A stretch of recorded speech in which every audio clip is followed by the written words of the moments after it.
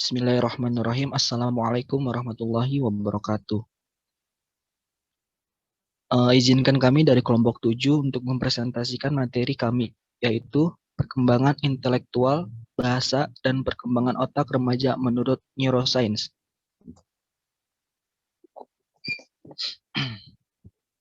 Sebelumnya, izinkan kami dari kelompok 7 untuk memperkenalkan diri terlebih dahulu. Yang pertama ada saya sendiri, yaitu Adi Setiawan. Yang kedua ada Sarah Safira. Yang ketiga ada Triandini Friskila.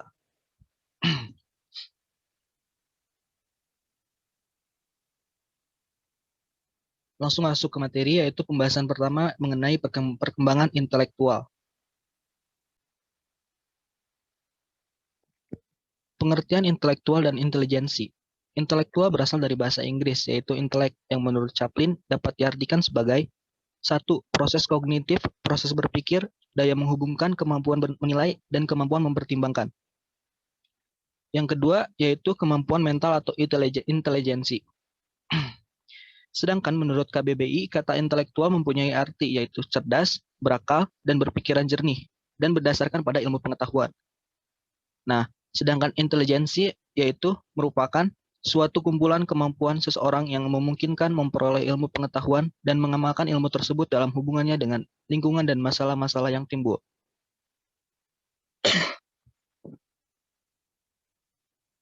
Selanjutnya ada karakteristik perkembangan intelektual remaja. Intelijensi pada masa remaja tidak mudah diukur, karena tidak mudah terlihat perubahan kecepatan perkembangan kemampuan tersebut. Pada masa remaja, kemampuan untuk mengatasi masalah yang majemuk bertambah. Pada awal masa remaja, kira-kira pada umur 12 tahun, anak berada pada masa yang disebut masa operasi formal, yaitu berpikir abstrak, di mana berpikir abstrak adalah suatu kemampuan menemukan cara-cara dalam menyelesaikan permasalahan tanpa hadirnya objek permasalahan yang nyata, yaitu dengan kata lain hanya dengan dibayangkannya saja. Nah, pada masa ini, remaja telah berpikir dengan mempertimbangkan hal yang mungkin di samping hal yang nyata.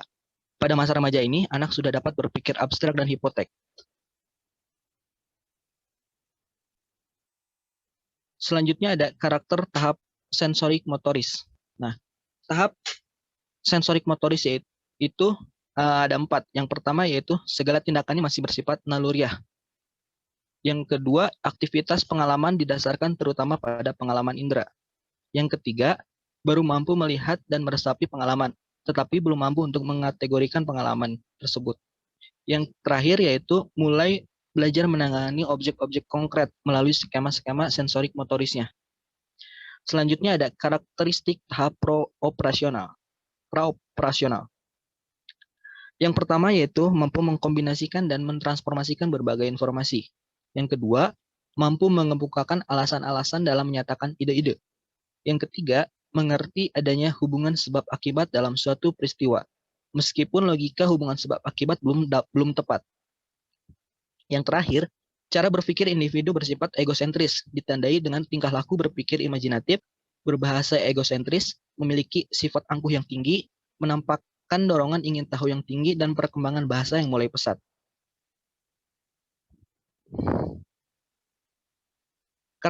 Karakteristik tahap operasional konkret ditandai dengan karakteristik menonjol bahwa segala sesuatu dipahami sebagaimana yang tampak saja atau sebagaimana kenyataan yang mereka alami.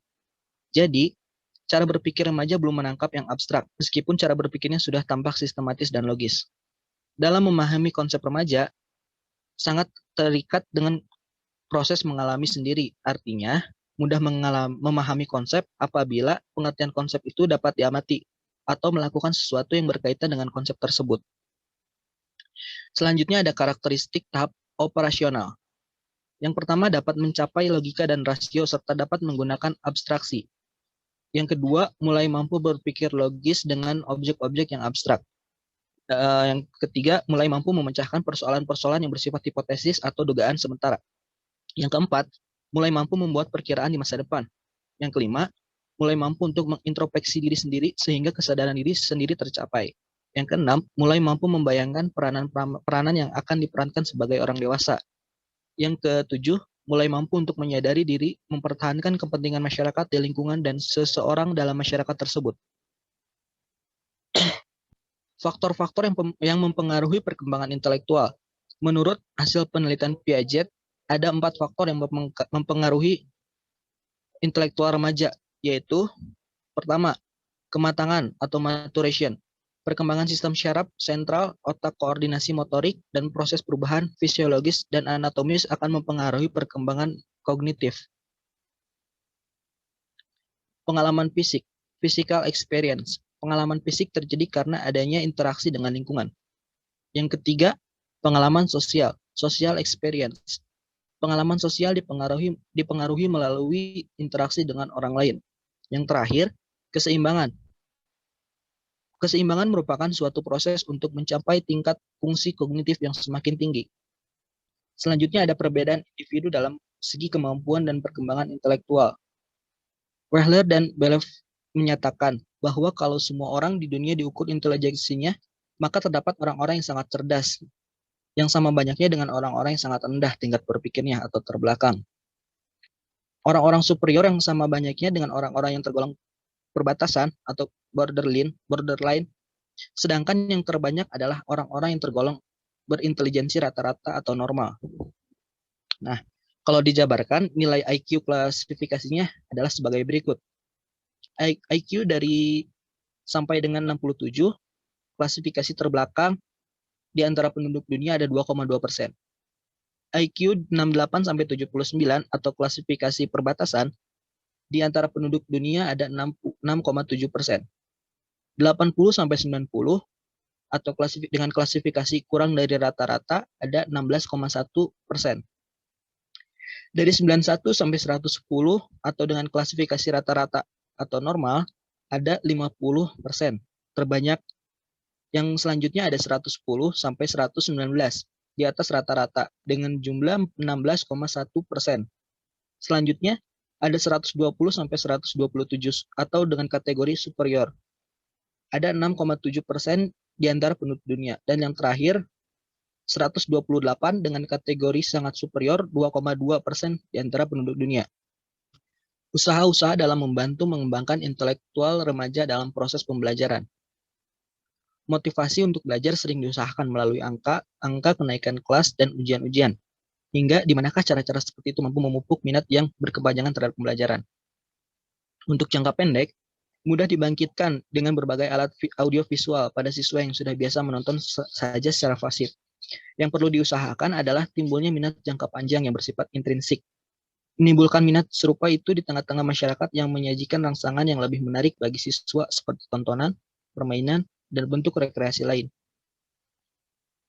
Sungguh-sungguh merupakan suatu tantangan. Untuk itu, kita usahakan agar bahan pembelajaran itu sendiri mempunyai nilai intrinsik yang mengandung nilai atau makna bagi remaja. Kita berusaha agar dapat memproses belajar mengajar para siswa turut terlibat secara aktif. Untuk itu, dikembangkan atau digunakan pendekatan yang memberikan kesempatan kepada mereka untuk menentukan sendiri. Pendekatan semacam itu kita kenal sebagai pendekatan keterampilan proses atau metode penemuan dan inquiry. Selanjutnya akan dilanjutkan oleh Kak Sarah Safira. Terima kasih, Kak Ade. Selanjutnya, saya akan membacakan materi mengenai perkembangan bahasa. Pengertian perkembangan bahasa. Perkembangan bahasa adalah meningkatnya kemampuan penguasaan alat berkomunikasi, baik alat komunikasi dengan cara lisan, tertulis, maupun menggunakan tanda-tanda dan isyarat. Mampu dan menguasai alat komunikasi di sini diartikan sebagai upaya seseorang untuk dapat memahami dan dipahami orang lain. Selanjutnya, karakteristik perkembangan bahasa remaja. Pengaruh lingkungan yang berbeda antara keluarga, masyarakat, dan sekolah dalam perkembangan bahasa akan menyebabkan perbedaan antara anak yang satu dengan yang lain. Hal ini ditunjukkan oleh pilihan dan penggunaan kosakata sesuai dengan tingkat sosial keluarganya. Ragam bahasa remaja memiliki ciri khusus, singkat, lincah, dan kreatif. Kata-kata yang digunakan cenderung pendek, sementara kata yang agak panjang akan diperpendek melalui proses morfologi atau menggantinya dengan kata yang lebih pendek, seperti permainan diganti dengan mainan, pekerjaan diganti dengan kerjaan. Kalimat-kalimat yang digunakan kebanyakan berstruktur kalimat tunggal.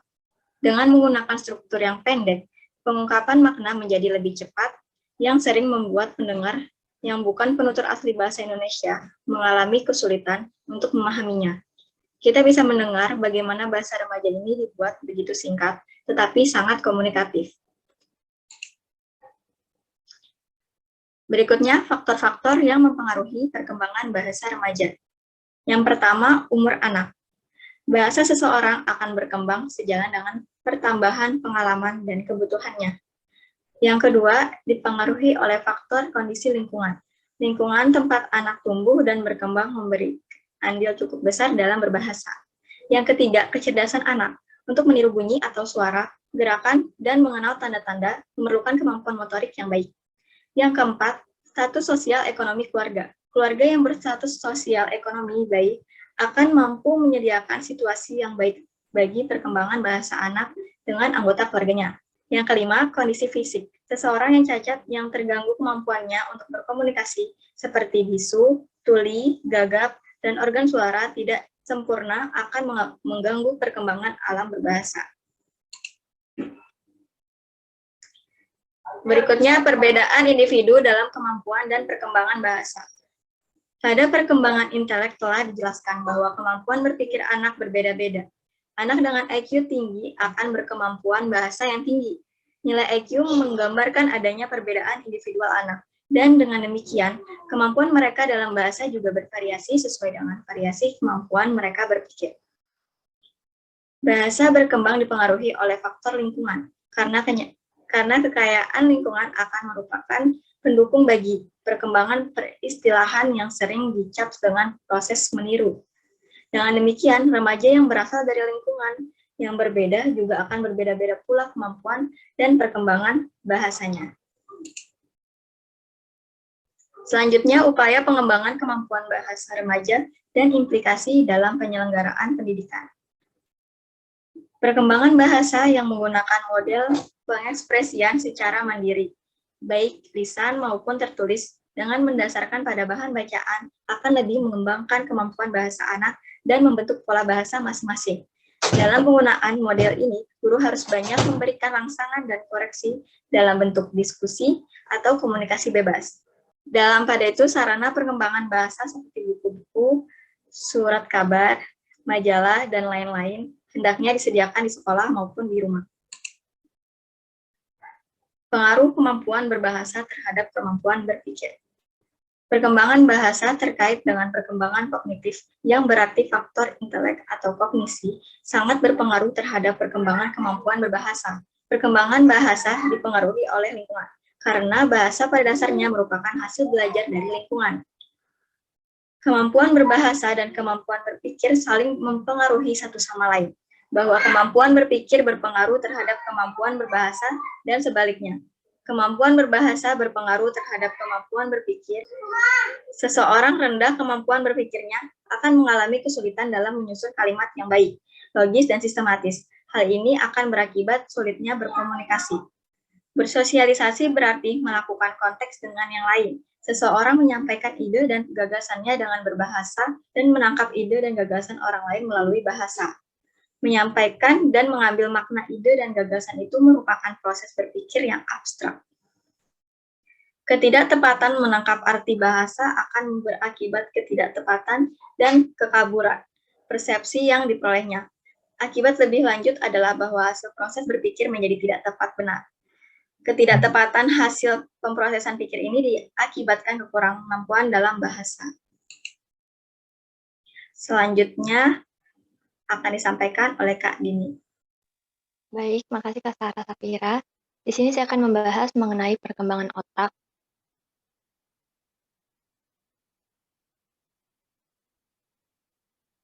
Yang pertama yaitu pengertian otak. Otak adalah bagian penting dalam diri manusia yang digunakan untuk berpikir. Otak sejatinya terbentuk sejak masih dalam kandungan yang kemudian mengalami perkembangan. Adapun perkembangan otak manusia terjadi diawali pada masa bayi hingga masa lansia. Perkembangan otak. Yang pertama pada masa bayi. Otak pada masa bayi yang baru lahir mengandung sangat sedikit mielin, yaitu zat lemak yang menutupi sel saraf dan diperlukan untuk pengiriman impuls listrik. Inilah yang menyebabkan proses informasi dalam otak bayi jauh lebih lambat daripada orang dewasa. Meski begitu, proses pembentukan myelin otak ini terus berkembang. Yang kedua, pada masa kanak-kanak. Memasuki usia 3 tahun, otak anak semakin besar menjadi 80% dari ukuran otak utuh saat dewasa. Pada usia ini, otak sebenarnya memiliki lebih dari 200% sinaps. Sinaps adalah hubungan antara sel saraf yang memungkinkan informasi mengalir di antara keduanya. Saat menginjak usia 5 tahun, perkembangan otak menjadi lebih tajam. Pada usia ini, ukuran otak anak sudah sepenuhnya menyamai orang dewasa.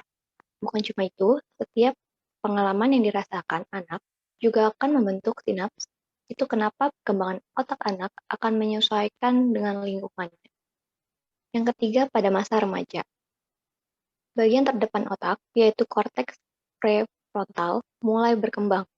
Korteks prefrontal berperan dalam fungsi kognitif, termaksud perencanaan dan pembuatan keputusan. Di sisi lain, karena korteks prefrontal masih berkembang, remaja mungkin mengandalkan bagian otak bernama amigdala untuk mengambil keputusan dan memecahkan masalah. Amigdala itu sendiri terkait dengan emosi, agresi, dan perilaku naluriah. Inilah yang menyebabkan remaja sering disebut labil dan bisa salah dalam mengambil keputusan. Selanjutnya ada masa dewasa. Memasuki usia 20 tahun, perkembangan korteks prefrontal sudah selesai. Itu sebabnya seseorang dinilai dapat membuat keputusan dan bertindak dengan lebih cepat pada usia ini. Cuma itu, Brian Peck menyebutkan bahwa kecerdasan juga mencapai puncaknya pada masa dewasa awal, hingga pertengahan, yaitu sekitar usia 25 hingga 60 tahun. Meski demikian, perkembangan otak manusia akan berhenti dan mulai menurun secara perlahan pada masa dewasa ini. Yang kelima ada pada masa lansia. Saat memasuki usia 50 tahun ke atas, ingatan mulai menjadi lebih pendek dan menjadi lebih mudah lupa. Ini terjadi karena penuaan secara alami telah mengubah ukuran dan fungsi otak. Berkurangnya kemampuan otak disebabkan oleh kematian sel-sel saraf dan sinapsis. Otak menjadi menyusut dan resiko berbagai penyakit terkait otak akan terus meningkat. Hubungan neuroscience dengan perkembangan intelektual, bahasa, dan otak remaja. Pengertian neuroscience secara etimologi adalah ilmu neural yang mempelajari sistem syaraf, terutama mempelajari neuron atau sel syaraf dengan pendekatan multidisipliner. Yang kedua, secara terminologi, neuroscience merupakan bidang ilmu yang mengkhususkan pada studi saintifik terhadap sistem saraf. Dengan dasar ini, neuroscience juga disebut sebagai ilmu yang mempelajari otak dan seluruh fungsi-fungsi syaraf belakang. Neuroscience adalah sistem pendidikan baru yang mempelajari tentang sistem kerja syaraf. Pendidik umumnya jarang memperhatikan permasalahan ini. Pengabaian terhadap sistem ini menyebabkan suasana pembelajaran menjadi mati. Neuroscience dapat membuat hubungan di antara proses kognitif yang terdapat di dalam otak dengan tingkah laku yang akan dihasilkan. Hal ini dapat diartikan bahwa setiap perintah diproses oleh otak akan mengaktifkan daerah-daerah penting pada otak. Sekian presentasi dari kelompok 7, kurang lebihnya mohon maaf. Terima kasih.